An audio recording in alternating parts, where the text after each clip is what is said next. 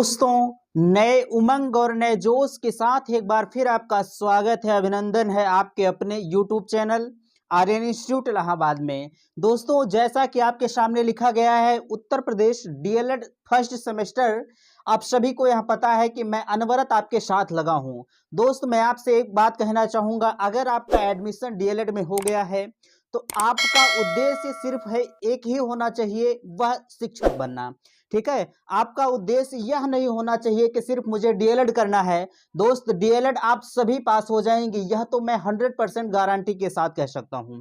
ठीक है, लेकिन आपका परम उद्देश्य है, आप जिस उद्देश्य से अगर डीएलएड कर रहे हैं, आप जिस उद्देश्य से, आपके माँ बाप का सपना है कि मेरा बच्चा या मेरी बच्ची आगे चलकर भविष्य में शिक्षक बनेगा, तो आप उस उद्देश्य से यहाँ पढ़ाई कीजिएगा। मैं अनवरत आपके साथ लगा हूँ, एकदम सरल से शब्दों में आपको समझाने का प्रयास करता हूँ। चाहे साइंस हो, चाहे मैथमेटिक्स हो, कोई भी सब्जेक्ट की अगर आप बात करें आप, तो मैं एकदम बिल्कुल जीरो लेवल से आपके सामने प्रस्तुत करता हूँ।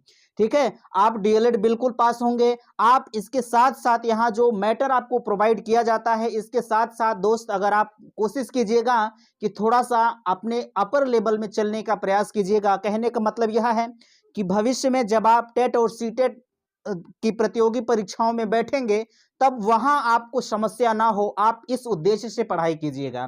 ठीक है, होता क्या है कि जब तक बच्चे डीएलएड करते रहते हैं, तब तक उन्हें किसी चीज का जो है टेंशन नहीं होता है कि मुझे आगे चलकर टेट और सीटेट जैसी परीक्षाओं को देना है। वह तो सिर्फ डीएलएड में ही मस्त रहते हैं। लेकिन आप ऐसा मत कीजिएगा। आप अगर मेरे साथ जुड़े हैं तो कहीं ना कहीं बिल्कुल सही स्थान पर जुड़े हैं। आप सभी को यह पता है कि यहाँ पर जो है टेट की भी क्लास आपको दी जाती है। थोड़ी सी सामाजिक व्यस्तता होने के कारण आप सभी को पता है कि इस समय जो माहौल चल रहा है, शादी विवाह का माहौल है। दोस्त, मेरे भी कुछ सामाजिक दायित्व होते हैं, कुछ उसको भी निर्वहन करना होता है। मेरे साथ कई लोग ऐसे जुड़े हैं जिनके जो है ये समस्याएं आती रहती हैं, जाना पड़ जाता है कहीं कहीं, लेकिन आपके साथ फिर भी मैं लगा रहता हूँ। आपका पर डे एक ना एक जो है लेक्चर हमेशा जाता रहता है। खैर, वह बात की बात है। चलिए, मैं आज के अपने टॉपिक पर आता हूँ। साइंस का चैप्टर है। साइंस के चैप्टर में मैं चैप्टर नंबर 7 की शुरुआत करूंगा। देखिए, मैं कोशिश करता हूं कि आपको बिल्कुल जीरो से पढ़ाना प्रारंभ करूं।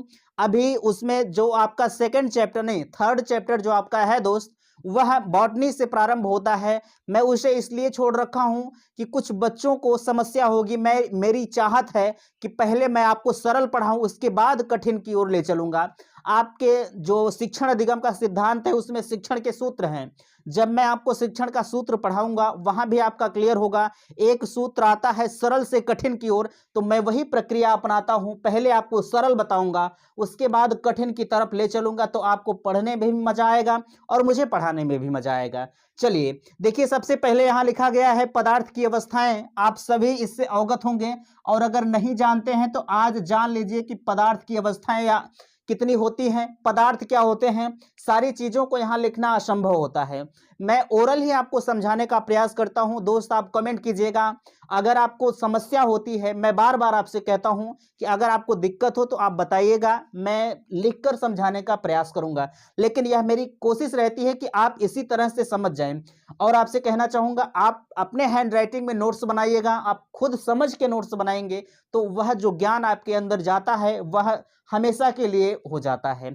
चलिए, देखिए, हमने लिखा है पहला जो है पदार्थ की अवस्थाओं में पहले बात आती है कि सबसे, अगर आपसे कहा जाए कि पदार्थ की कितनी अवस्थाएं होती हैं, तो भैया आप यह नहीं बता के आप कहेंगे सबसे पहले सर आप पदार्थ बताइए। पदार्थ हम किसे कहते हैं? पदार्थ को हम इंग्लिश में मैटर कहते हैं। तो हम किसे कहते हैं? देखिए, अगर बात करें हम, वे वस्तुएं जिसमें द्रव्यमान होता है, भार होता है और जो स्थान घेरती है, उसे हम पदार्थ या मैटर कहते हैं। ठीक है, अब बात करें जैसे के रूप में हम, तो जैसे अगर कोई लकड़ी का टुकड़ा हो और कोई लोहा हो, मैं सिर्फ लोहा और लकड़ी की ही बात नहीं कर रहा हूं, दुनिया का कोई भी ऐसा चीज हो जो पदार्थ हो। भैया, हर चीज अगर देखा जाए तो पदार्थ है। अगर उसे हम जहां रखेंगे उसमें भार होगा, भार होगा कि नहीं होगा? आप कहेंगे बिल्कुल भार होगा, भार होगा। और जहां हम रखेंगे, जैसे यह मार्कर अगर हम यहीं रख देते हैं तो क्या इतना स्थान हमारा ग्रहण कर लिया कि नहीं किया? आप कहेंगे बिल्कुल ग्रहण कर लिया। तो वही हम कह रहे हैं, जिसमें भार होता है, द्रव्यमान हो और स्थान घेरता हो, उसी को हम क्या कहते हैं? आप कहेंगे पदार्थ कहते हैं। ठीक है, उम्मीद करते हैं कि इतनी बातें आपको समझ में आई होंगी। अगला आता है पदार्थ की अवस्थाओं के अंतर्गत।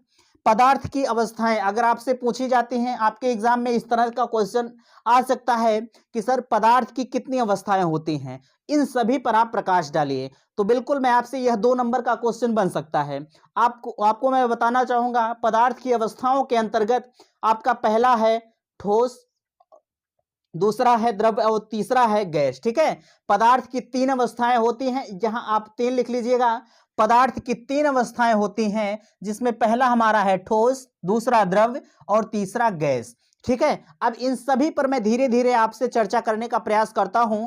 अगर आप हेडिंग बनाना चाहें तो आप पहले ठोस बना लीजिएगा कि ठोस हम किसे कहते हैं, या ठोस पदार्थ की संरचना आप हेडिंग लिख लीजिएगा। ठीक है, अगर हम इसके अंतर्गत बात करें, ठोस पदार्थों के अणु एक दूसरे से, ठीक है, ठोस पदार्थों के अणु जो है एक दूसरे से बहुत पास पास होते हैं। ठीक है, एक दूसरे के बहुत पास पास, अभी मैं फिगर के माध्यम से भी आपको बताऊंगा। जैसे आप पहले फिगर बना ही लीजिए। देखिए, आप फिगर इस तरह से बनाइएगा, अभी आप फिगर के माध्यम से बहुत अच्छी तरह से समझ जाएंगे।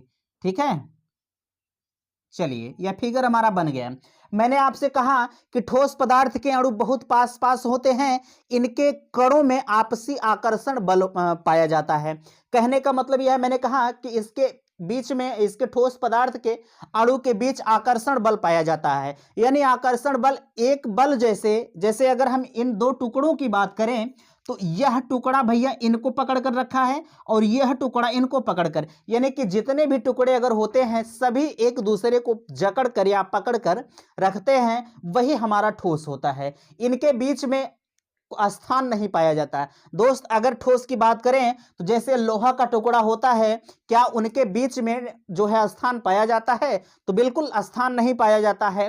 ठोस आप कहेंगे लोहा होता है, पाइप भी होती है। मैं पाइप की बात नहीं कर रहा हूं, जो भरतू होता है जिसे आप देहाती लैंग्वेज में कहते हैं, जिसे भरतू, जैसे हमारा ईंट होता है, ईंट भी अगर बात करें हम तो वह भी क्या होता है? ठोस ही होता है। ठीक है, तो उम्मीद करते हैं कि यह बातें आप समझ गए होंगे।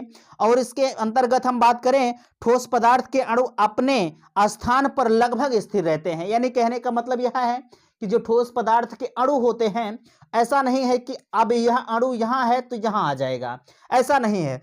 इसके जो भी अणु होंगे, जहां अगर यहां ऊपर यहां स्थित है तो यह अणु भैया यहीं स्थित होगा, यहां नहीं आएगा। यानी सीधे सीधे आप लिख सकते हैं कि ठोस पदार्थ के अणु जो हैं वह अपने स्थान पर सदा स्थित रहते हैं, वह इधर उधर कहीं नहीं होते हैं। ठीक है, इतनी बातें आपको समझ में आई होंगी, उम्मीद करते हैं। आगे अगर हम बात करते हैं, इसको हम इरेज करते हैं। आगे अगर हम बात करें भैया गैस की, सॉरी द्रव की अगर हम बात करें, ठीक है, द्रव्य यहां आप लिख लेंगे।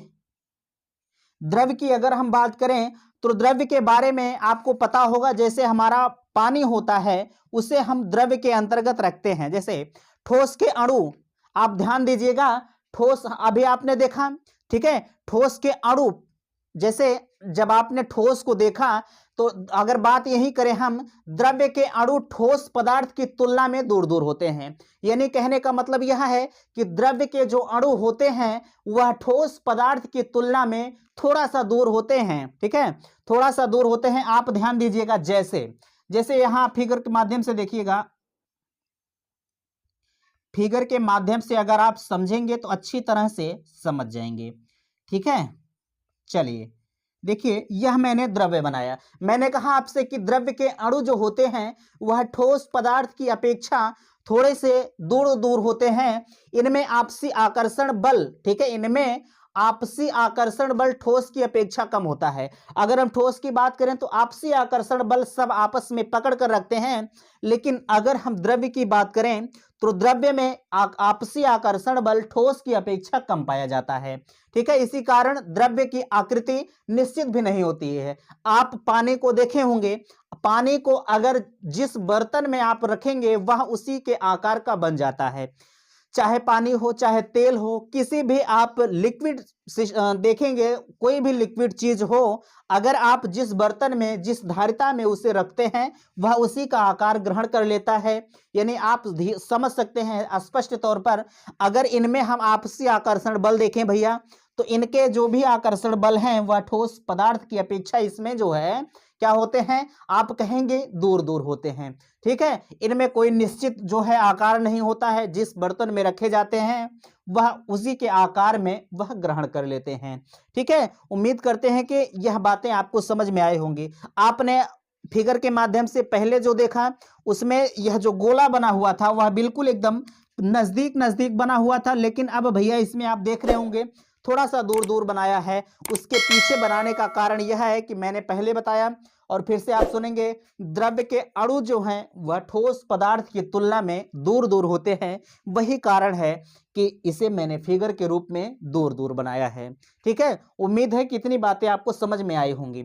चलिए अगर हम बात करते हैं गैस की, ठीक है, गैस की अगर हम बात करें तीसरे नंबर पर, भैया गैस क्या होता है, गैस के बारे में आप सभी परिचित होंगे।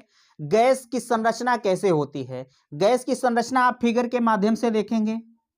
ठीक है, गैस की संरचना आप फिगर के माध्यम से देखने का प्रयास करेंगे। जैसे अगर कोई चीज फिगर के माध्यम से प्रैक्टिकली रूप से आप देखते हैं तो वह दिमाग में जल्दी फीड होती है और अस्थायी रूप से फीड होती है।